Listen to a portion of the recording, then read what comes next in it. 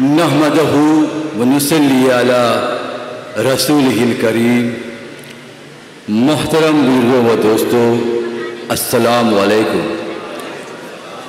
आज का ये मुक़द्दस महफिल रूह परवत दीनी अजलास का 105वां सालाना उर्स मुबारक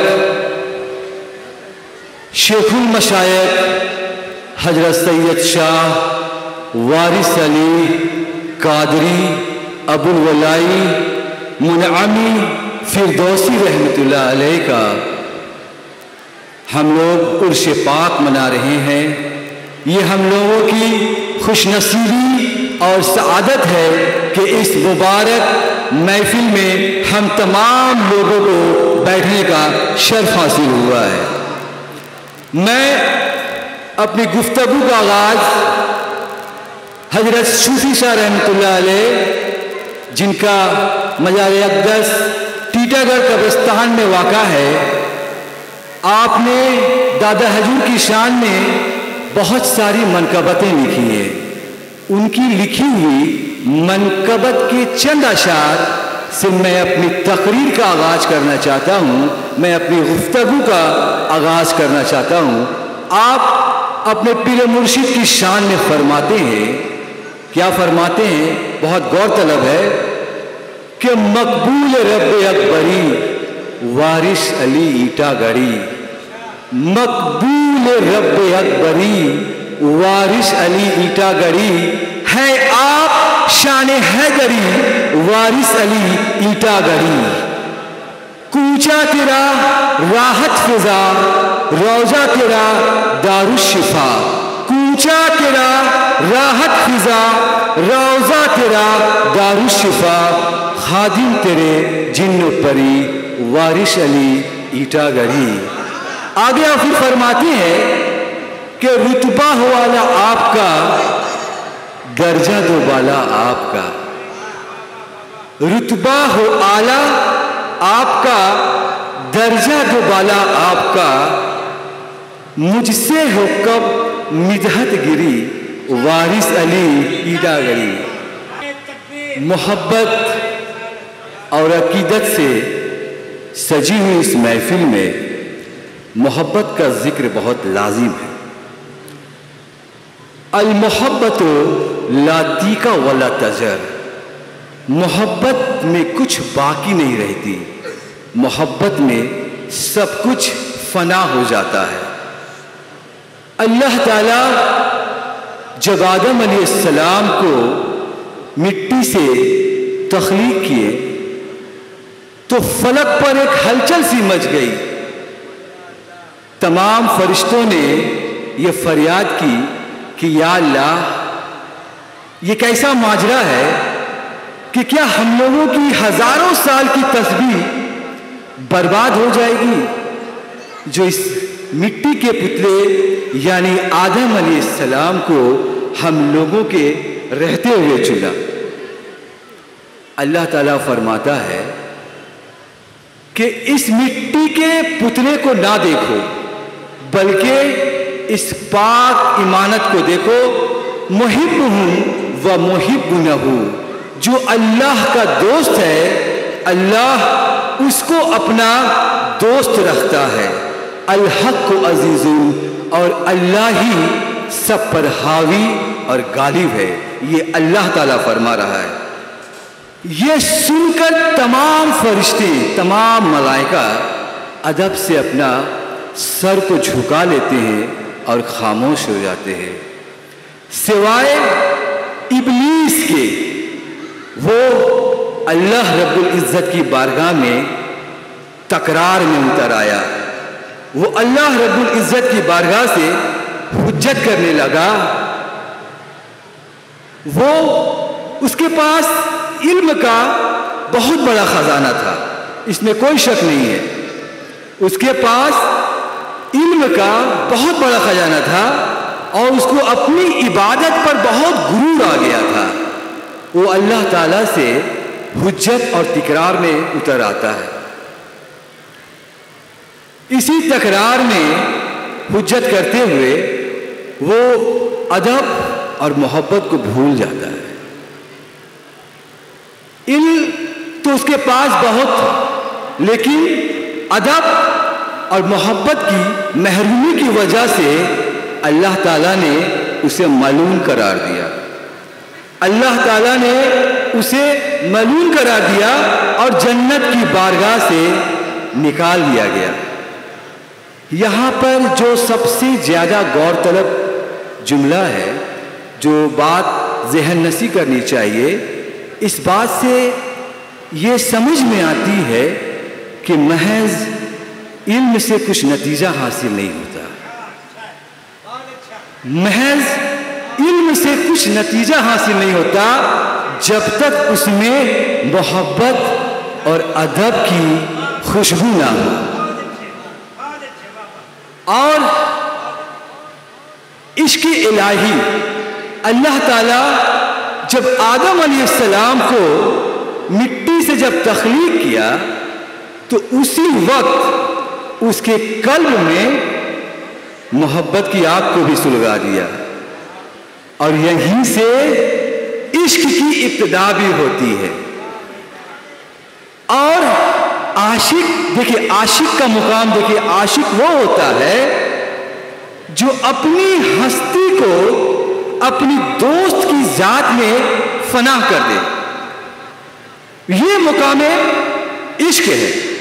अब आशिक वो होता है जो अपनी हस्ती को दोस्त की जात में फना कर दे। बुजुर्गों ने कहा है कि जिसमें ये बातें ना हो वो अल्लाह का दोस्त हो ही नहीं सकता। और इश्क के लिए जरूरी है, देखिए हम लोग यहाँ पर इश्क और मोहब्बत की महफिल है। आप तमाम हजरात इश्क वारिस के लिए हम लोग आए हैं, वारिस पाक से मोहब्बत के लिए आए हैं। इश्क के लिए शर्तें रखी गई है। वो शर्त यह है कि दरमियान इश्क किसी भी शय का आना गवारा नहीं है। इसी मुनासबत से एक किस्सा है कि एक आबिद अरसा दराज तक जंगल में अल्लाह की इबादत करता रहा। वो इबादत गुजार काफी दिनों तक जंगल में अल्लाह की इबादत करता रहा। उसने एक चिड़िया को देखा जो घोंसला बनाई हुई थी।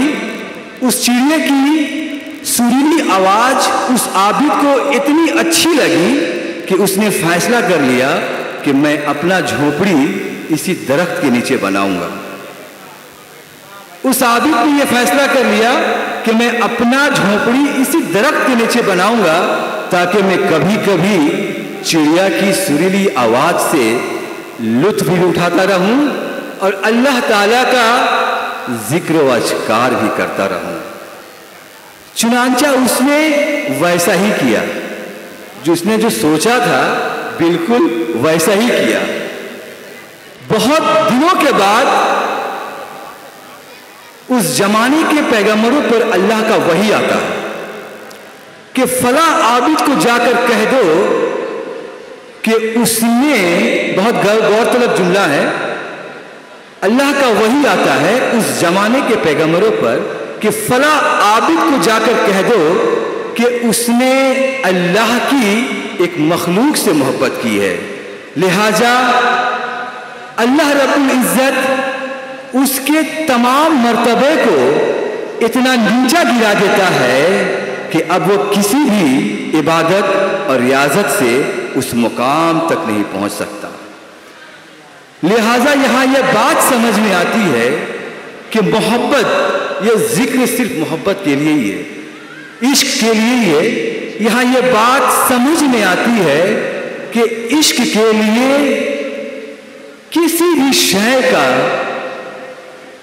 किसी भी चीज का दरमियान में आना गवारा नहीं है, चाहे चिड़िया की सुरीली आवाज ही क्यों ना हो। इसी मुनासबत से एक और वाकया हजरत बायजीद बुस्तामी रहमतुल्लाह अलैह का है कि आप फरमाते हैं कि जब मैं पहली दफा हज पर गया तो मुझे काबा दिखाई दिया। हजरत बायजीद बुस्तामी रहमतुल्लाह अलैह फरमाते हैं कि जब मैं पहली दफा हज पर गया तो मुझे काबा नजर आया तो मैंने समझ लिया कि मेरा हज अभी कबूल नहीं हुआ है। आप फिर फरमाते हैं कि जब मैं दूसरी दफा हज पर गया तो मुझे काबा के साथ साथ काबे वाला भी नजर आ रहा था। तो मैंने अल्लाह रब्बुल इज्जत की बारगाह में ये इल्तिजा की कि या अल्लाह तू मुझे शिर्क से नजात दे दे कि मैं तेरे साथ साथ तेरे मखलूक को भी देख रहा हूं। अभी मैं पूरी तरह से शिर्क की आलाइशों से मुकम्मल तौर पर पाक नहीं हुआ हूं। हजरत बायजीद बुस्तामी रहमतुल्लाह अलैह फरमाते हैं कि जब मैं तीसरी दफा हज पर गया, आप फरमाते हैं कि जब मैं तीसरी दफा हज पर गया तो मुझे सिर्फ काबे वाला नजर आया। तो मैंने अल्लाह रब्बुल इज्जत की बारगाह में शुक्रिया अदा किया कि या अल्लाह आज तूने मुझे तौहीद हक की पहचान करा दी। हकीकत तौहीद की आज तूने मुझे पहचान करा दी। लेकिन अभी यहां यह मामला पूरे नहीं हुए।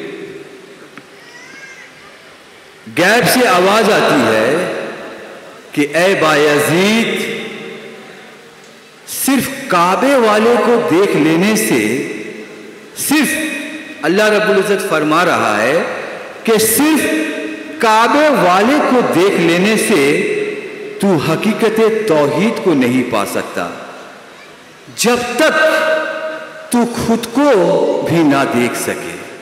और जब हर जगह तुझे सिर्फ मैं नजर आऊं तब समझ लेना कि तुझे हकीकत तौहीद की समझ आ गई। हजरत बायजीद, ये बिल्कुल मेरी जो गुफ्तगू का मौजू है वो तसव्वुफ है और हकीकत तौहीद की समझ अल्लाह ताला फरमा रहा है कि जब तक तू खुद को भी ना देख सके और जब हर जगह सिर्फ मैं ना नजर आऊं तब तुझे हकीकत तौहीद की समझ आ गई। जब तुझे मैं हर जगह सिर्फ मैं नजर आऊं तब समझ लेना कि तुझे हकीकत तौहीद की समझ आ गई। ये जो मरहला है ये तसव्वुफ की तालीम का सबसे आला मरहला है, जहां पर अल्लाह ताला नजरों के सामने से फनाह के तमाम पर्दे को गिरा देता है और सिर्फ उसकी नजरों में सिर्फ वही जात वाली सिफात बाकी रह जाती है, वो है अल्लाह रब्बुल इज्जत। अल्लाह ताला कुरान हकीम में फरमाता है अला इन्ना औलियल्लाहि ला खौफुन अलैहिम वला हुम यहज़नून, बेशक अल्लाह के वली को ना कुछ खौफ है ना कुछ गम है। अल्लज़ीना आमनू व कानू यत्तकून, वो जो ईमान लाए और परहेजगारी किए। मेरी गुफ्तगू का जो मौजू है मौजू ख़ास तसव्वुफ पर है, इसलिए मैं चाहता हूं कि तसव्वुफ की बातें यहां पर की जाए ताकि एक पैगाम तसव्वुफ की तरफ से लोगों तक पहुंचे कि तसव्वुफ दरअसल है क्या। इमाम गजाली रहमतुल्लाह अलैह फरमाते हैं औलिया कराम के मुतल्लिक, इमाम गजाली रहमतुल्लाह अलैह औलिया कराम के मुतल्लिक फरमाते हैं कि मुझे इस बात का यकीन हो गया कि औलिया कराम ही मार्फत इलाही की राह पर गामजन है। ये कौन फरमा रहे हैं? इमाम गजाली रहमतुल्लाह अलैह फरमा रहे हैं। ये आप उस वक्त फरमाते हैं जब आप पूरी तरह से तसव्वुफ के रास्ते को इख्तियार कर लेते हैं। आप फरमाते हैं कि औलिया कराम ही मार्फत इलाही की राह पर गामजन है, क्योंकि आपकी सीरत सबकी सीरतों से बेहतर है। आपका तरीका सबके तरीकों से दुरुस्त है और आपका खल्क सबके इखलाक से पाकीज़ा है। बल्कि अगर तमाम अक्ला की अक्ल और हिकमा की हिकमत और उल्मा का इल्म और उसके असरार को जमा कर लिया जाए, फिर भी आपकी सीरत व इखलाक से बेहतर नहीं हो सकते, क्योंकि आपके तमाम ज़ाहिरी और बातिनी हरकत व सकनात सीना-ए नूर नबुवत के नूर से फैज़याब है। और इस कायनात में नूर नबुवत से बढ़कर कोई नूर नहीं जिससे रोशनी हासिल की जाए। इमाम गजाली रहमतुल्लाह अलैह तसव्वुफ के मुतल्लिक फरमाते हैं कि तसव्वुफ दरअसल एक अमली चीज है। क्या चीज है? अमली चीज है। महज इल्म से कुछ नतीजा हासिल नहीं होता और अमल के लिए जरूरी है ज़ुहद व तक़वा और नफ्स की पाकीज़गी। तसव्वुफ दरअसल वो अमल है, बहुत गौरतलब है, इसको आप लोग गौर से सुनिए कि तसव्वुफ दरअसल वो अमल है जिस पर पैगंबरों और सिद्दीकों का अमल रहा है। और अहले तरीक़त के नज़दीक तसव्वुफ दरअसल अपनी हस्ती को फनाह कर देने का नाम है। और तसव्वुफ दरअसल दीन और ईमान की जान है। बाज़ उलमा कहते हैं कि तसव्वुफ के मानी सफाई और पाकीज़गी के हैं, यानी किसी शय को हर तरह की जाहिरी और बातिनी आलूदियों से उसे पाक और साफ करके उसे उजाला और शफ़ाफ बना देने का नाम तसव्वुफ है। लिहाजा तसव्वुफ के लग़वी एतबार से जितने भी माने बयान किए गए हैं, उनमें सिर्फ मोहब्बत और दोस्ती ही है। तसव्वुफ के अगर माने को अगर आप समझें, जो इसका जो मतलब है, मफ़हूम है, उसका मतलब यही है कि दोस्ती और मोहब्बत से है ये तसव्वुफ। तसव्वुफ ये एक बहुत बड़ा मौजू है। इस बड़े मौजू को बहुत कम और मुख्तसर वक्तों में बयान करना मुमकिन नहीं है। लिहाजा मैं सिर्फ तसव्वुफ के बुनियादी बातों को मैं यहाँ पर जिक्र करूँगा। जो बुनियादी बातें हैं तसव्वुफ की, मैं उन बातों का यहाँ पर जिक्र करूँगा, क्योंकि वक्त की कमी है और बाकी नातख़्वां भी यहाँ मौजूद हैं, उन लोगों को भी हाज़िरी मिलनी चाहिए। तो मैं ये अर्ज़ कर रहा था कि तसव्वुफ के जो मरहला है, जो मराहल है, मैं 4 मरहले को यहाँ पर बयान करने की कोशिश करूँगा। पहला जो मरहला है वो है नफ्स की पाकीज़गी। तसव्वुफ के रास्ते का जो पहला नुक्ता-ए आगाज़ है, इस रास्ते का जो पहला कदम है वो है नफ्स की पाकीज़गी। क्योंकि जब तक नफ्स की पाकीज़गी नहीं होती, अच्छी सीरत आने का सवाल ही पैदा नहीं होता। इसलिए नफ्स की पाकीज़गी बहुत ज़रूरी है, क्योंकि गंदी नफ्स इंसान को हमेशा बदअमालियों पर उकसाता है।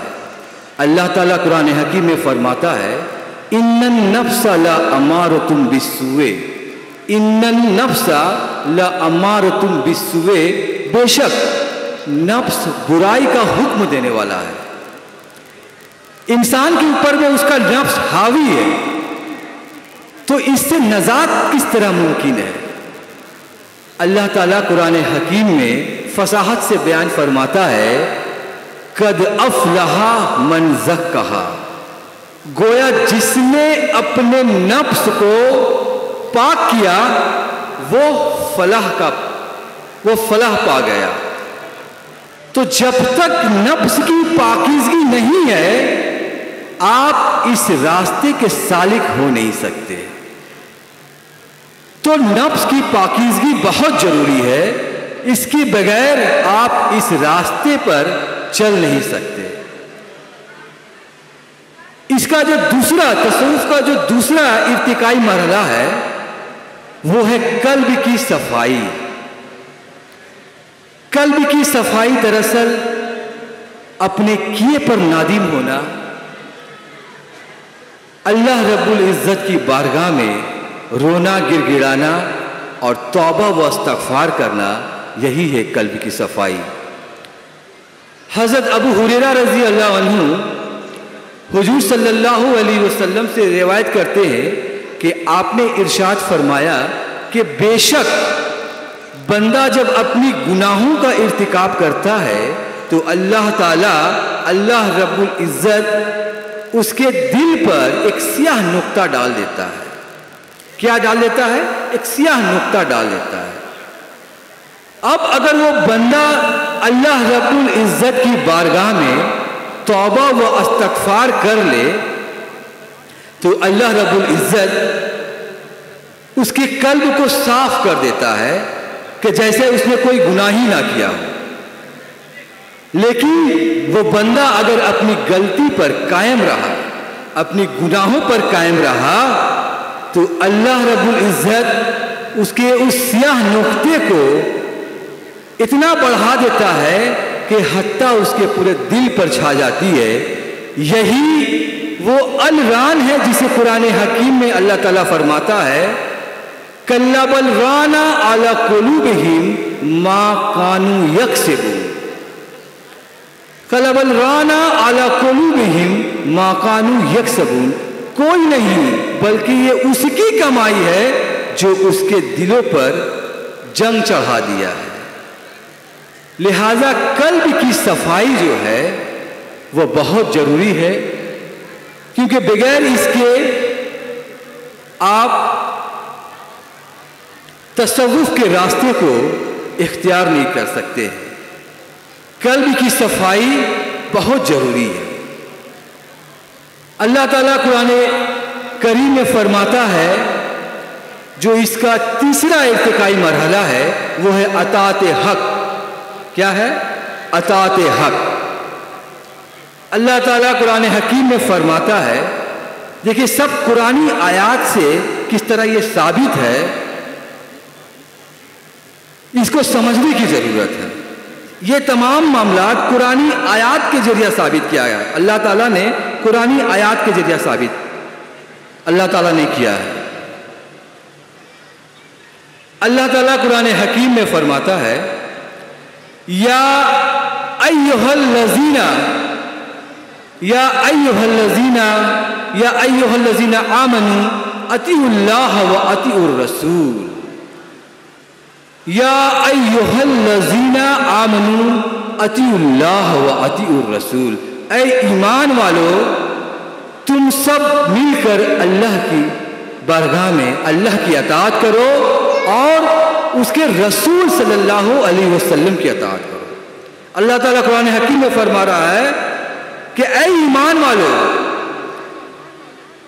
अल्लाह रब्बुल इज़्ज़त की अताअत करो और रसूल सल्लल्लाहु अलैहि वसल्लम की अताअत करो।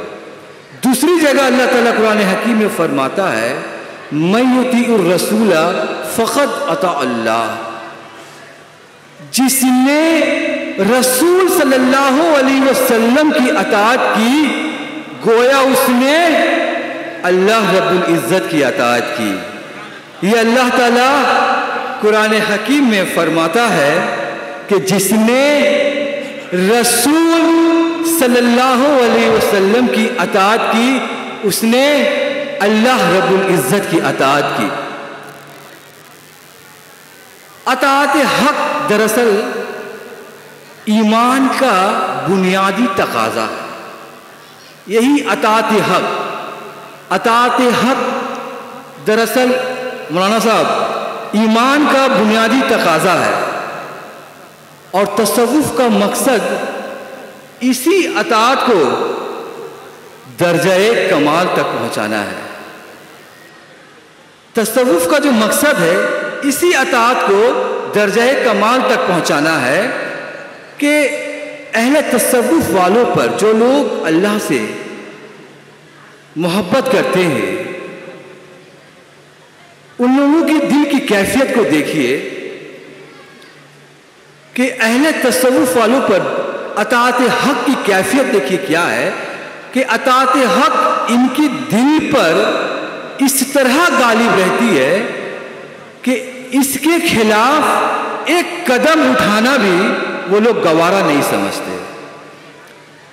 अताअत हक का गलबा देखिए इस कदर रहता है कि इसके खिलाफ एक कदम उठाना भी गवारा नहीं समझते। हजरत बायजीद बुस्तामी रहमतुल्लाह अलैह फरमाते हैं, अताअत हक की एक बहुत बड़ी मिसाल देखिए, हजरत बायजीद बुस्तामी रहमतुल्लाह अलैह से मनकूल है कि आपने कभी, ये हजरत बायजीद बुस्तामी रहमतुल्लाह से मनकूल है कि आपने कभी अपनी पूरी जिंदगी में खरबूजा काटकर कभी नहीं खाया। खरबूजा काटकर कभी नहीं खाया। किसी ने वजह दरियाफ्त की तो आपने फरमाया कि मैं आज तक ये ना मालूम कर सका कि आप सल्लल्लाहु अलैहि वसल्लम, हुजूर सल्लल्लाहु अलैहि वसल्लम किस सिमत से खरबूजा काटकर खाया करते थे।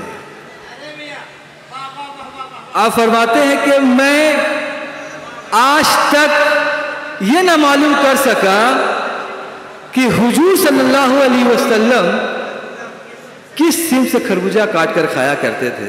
मुझे इस बात का डर था कि कहीं मैं उल्टी सिमत से ना काटकर खा लूं। तो अताअत हक देखिए इनके दिल पर इस तरह गालिब रहती है कि एक कदम उठाना रसूल सल्लल्लाहु अलैहि वसल्लम के खिलाफ गवारा नहीं।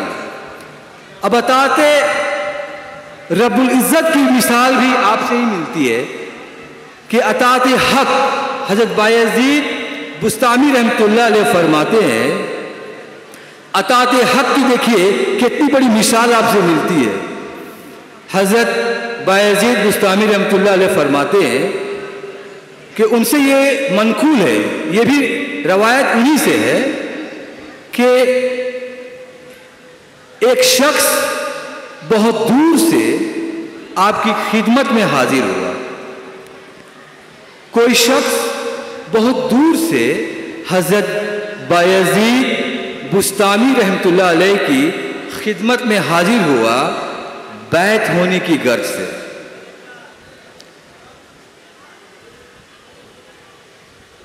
बहुत दूर से वो शख्स बैत होने की गर्ज से आपकी खिदमत में वो शख्स हाजिर हुआ। कुछ माह आपके साथ रहने के बाद, 2-4 माह आपके साथ रहने के बाद वो शख्स बगैर बैत के वापस जा रहा था। तो हजरत बायजीद बुस्तामी रहमतुल्लाह अलैह ने उस शख्स से अर्ज किया कि आप मेरे साथ इतने दिनों तक रहें, लेकिन आपने अपने आने की वजह मुझे नहीं बताई। आपने आने की गरज मुझे नहीं बताई कि आप किस गर्ज से मेरे यहाँ तशरीफ़ लाए थे। तो उस शख्स ने कहा कि मैं आपके बारगाह में सोहबत में इसलिए आया था कि मैं आपकी करामत को देखकर मुरीद होता। गौरतलब वो शख्स फरमाता है कि मैं आपकी खिदमत में इसलिए आया कि मैं आपकी करामत को देखकर मैं मुरीद होता, लेकिन इतने दिनों तक आपके साथ रहने के बावजूद मैंने आपकी कोई करामत नहीं देखी, लिहाजा अब मैं वापस जा रहा हूं। तो हज़रत बायजीद बुस्तामी रहमतुल्लाह अलैह फरमाते हैं उस शख्स से कि क्या तुमने कभी इतनी मुद्दत मेरे साथ रहने के बावजूद, इतनी मुद्दत मेरे साथ रहने के बाद क्या कभी तुमने अल्लाह और उसके रसूल की नाफरमानी करते देखा है? तो उस शख्स ने जवाबन अर्ज किया कि जी नहीं हुजूर। तो आपने फरमाया कि हमारे पास इससे बढ़कर कोई करामत ही नहीं है।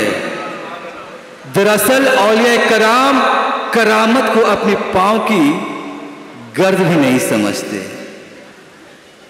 और अहले तसव्वुफ की इसी कैफियत से मार्फते इलाही नसीब होती है। मैं बस एक आखिरी जो मरहला है मैं उसको बयान करके मैं यहाँ से आप लोगों को, जो बाकी के जो नात खां हैं वो लोग नात पढ़ेंगे और आप इमाम साहब आप भी तकरीर करेंगे कि आप तसव्वुफ के जो आखिरी मरहला है मार्फत इलाही, देखिए अहले तसव्वुफ की इसी अताअत से, अताअत हक की इसी कैफियत से मार्फत इलाही नसीब होती है। और जब बंदा मार्फत इलाही के मुकाम पर पहुंचता है तो अल्लाह ताला उसे मुकाम रज़ा अता करता है। सुभान अल्लाह। यही मुकाम रज़ा है कि मुकाम रज़ा क्या है? दरअसल मुकाम रज़ा सालिक का वो मुकाम है। देखिए इस बात को सिर्फ जो आखिरी मरहला है मुकाम रज़ा, इसको गौर से सुने कि मकाम रज़ा दरअसल सालिक का वो मुकाम है जिसमें वो जिल्लत और रुसवाई को अपना मकसद समझकर बर्दाश्त करता है। मुकाम रज़ा में सालिक के दिल की कैफियत वही रहती है जो अल्लाह की नेमतों के मिलने में होती है। हज़रत राबिया बसरी रहमतुल्लाह अलैह से किसी ने इस मुकाम के बारे में पूछा कि मुकाम रज़ा क्या है, तो आपने फरमाया कि इज़ा सिरातहुल मुसीबतु, इज़ा सिरातहुल मुसीबतु कमा सिरातहुल नेमतु। ये मुकाम सालिक को उस वक्त हासिल होता है जबकि वो मुसीबत और जिल्लत को अपना मकसद समझकर बर्दाश्त करता है, और इस हालात में उसके नफ्स की वही कैफियत रहती है जो अल्लाह की नेमतों के मिलने में होती है। अगर इस मकाम का अमली नज़ारा करना मकसद है, इस मकाम का कि मकामे रज़ा क्या है, इस मकाम का अमली नज़ारा करना मकसद है, तो सिद्दीक़ अकबर की जज्बे कैफियत और उनकी मोहब्बत को सामने रखा जाए तो मकाम रज़ा बिल्कुल साफ हो जाएगा। ये एक आखिरी बात, ग़ज़वा तबूक के मौके पर जब हुजूर सल्लल्लाहु अलैहि वसल्लम ने जहाद बिलमाल का ऐलान फरमाया तो सिद्दीक़ अकबर ने अपने घर का तमाम सामान लाकर आपके कदमों में ढेर कर दिया, हत्ता के अपने लिए एक कपड़ा तक ना छोड़ा और खुद को बोरिया में मलबूस होकर बारगाहे रिसालत में हाजिर होते हैं। आप सल्लल्लाहु अलैहि वसल्लम ने सिद्दीक़ अकबर से पूछा कि सिद्दीक़, अपने घर में क्या छोड़ आए हो? हुजूर सल्लल्लाहु अलैहि वसल्लम सिद्दीक़ अकबर से पूछते हैं कि सिद्दीक़, अपने घर में क्या छोड़ आए हो? तो सिद्दीक़ अकबर रज़ी अल्लाह अन्हु कहते हैं कि या रसूल अल्लाह, मैं अपने घर में अल्लाह और उसके रसूल को छोड़ आया हूं। दरअसल यही मुकाम रज़ा है कि घर वालों के लिए सिर्फ अल्लाह और उसके रसूल की निस्बत को छोड़ाना। गोया आपका मकसद सामान देना नहीं, बल्कि अल्लाह और उसके रसूल की रजा था, जिसका सिला अल्लाह ताला ने आपको यह दिया कि जिस लिबास में आप तशरीफ लाए थे बारगाहे रिसालत में, उसी लिबास में जिब्रील आमीन भी बारगाहे रिसालत में तशरीफ लाते हैं। सुभान अल्लाह। हुजूर सल्लल्लाहु अलैहि वसल्लम ने जिब्रील अलैहिस्सलाम से अर्ज किया कि ए जिब्रील, आज तूने नया लिबास पहन कर आया है, तुझे मैंने इससे कब्ल इस लिबास में नहीं देखा। तो जिब्रील आमीन फरमाते हैं कि या रसूल अल्लाह, जरा नजरों को ऊपर तो उठाएं, मैं तो क्या सारे कुदसियाने फल्क आज इसी लिबास में मलबूस है। ये मुकाम काबिल गौर है कि जो अपना सब कुछ राह खुदा में लुटाकर मुकाम रजा पर पहुंचा, जो अपना सब कुछ राह खुदा में लुटाकर मकाम रजा पर पहुंचा, उसकी अदा खुदा को इस कदर पसंद आई कि उसके इश्क और मोहब्बत से लबरेज इस अमल का जश्न खुद अल्लाह ताला ने मनाया और तमाम फरिश्तों को हुक्म दिया कि तुम भी आज वही लिबास पहनो कि आज ये लिबास हमारे साथ इश्क और मोहब्बत की दलील बन जाए। सुभान अल्लाह। जिब्रील आमीन अलैहिस्सलाम ने बारगाह रिसालत में अर्ज किया कि या रसूल अल्लाह, मुझे अल्लाह ताला ने आपकी बारगाह में इसलिए भेजा है ताकि मैं अल्लाह रब्बुल इज़्ज़त का सलाम और पैगाम सिद्दीक़ अकबर तक पहुंचा दूं। हुजूर सल्लल्लाहु अलैहि वसल्लम ने जब सिद्दीक़ अकबर से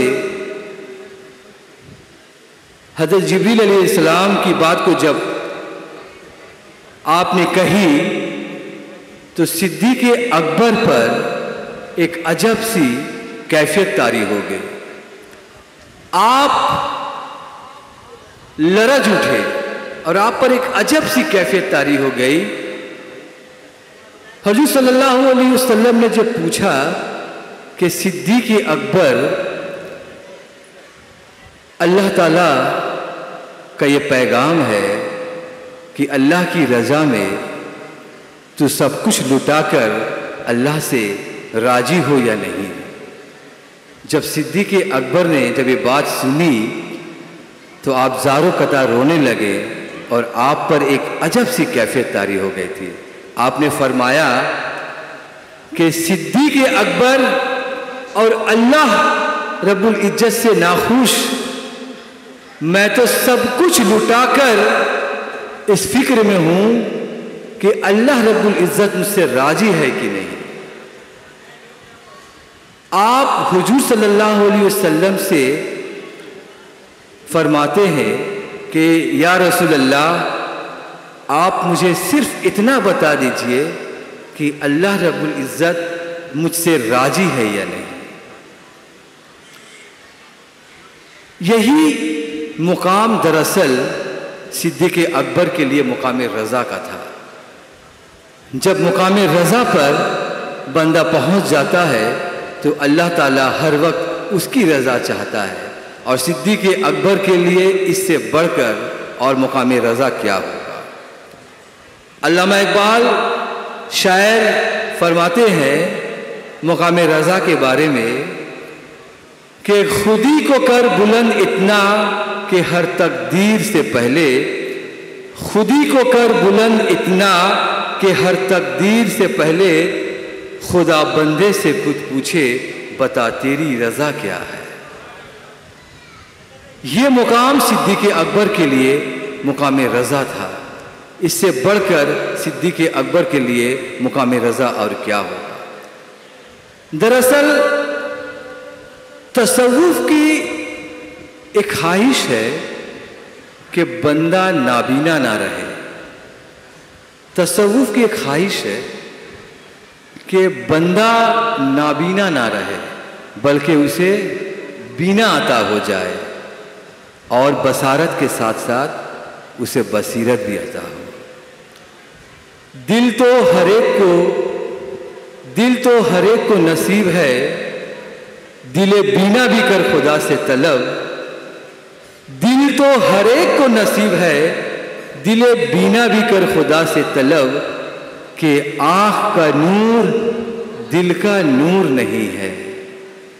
आँख का नूर दिल का नूर नहीं है। मोहतरम बुजुर्गों व दोस्तों, ये तसव्वुफ़ से मुतल्लिक जो मरहला थी, तसव्वुफ़ के मुतल्लिक ये 4 मरहला मैंने इसको यहाँ पर बहुत मुख्तसर अंदाज में बताने की कोशिश की है। इंशाअल्लाह ताला फिर कभी जब आइंदा आप लोगों से मुलाकात होगी तो फिर मैं अपनी गुफ्तगू का आप लोगों को, फिर मुझसे मुलाकात जब होगी तो फिर गुफ्तगू की जाएगी।